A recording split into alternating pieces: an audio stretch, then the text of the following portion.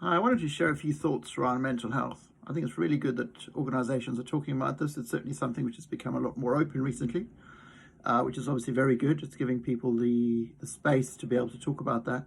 And companies are also putting resources in place so people who do need that have got a place to call. There's an outlet for people who need that service. And it's really good that that safety net is in place. What I'm wondering though is maybe as organizations, if we shouldn't also take that next step just to evaluate what are those things that are pushing people into needing that safety net in the first place.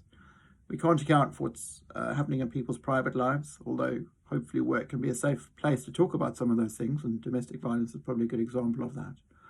But I was wondering about workplace, how much should we be putting in? And I think the answer is a lot more in terms of making the pressures or reducing the pressures that people feel in the workplace in the first instance. A classic example of this is printing. I think any time that we print anything, it's a system failure, certainly in the modern workplace.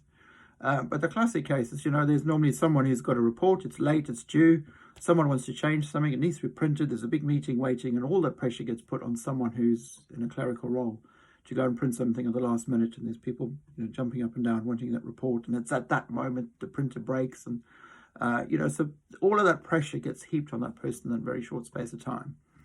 Now, there's a classic case where you think, well, if we eliminate the need for that printing in the first place, if we use things like up-to-date, live reporting, there's lots that can be done around Power BI and analytics and that kind of thing in the modern workplace.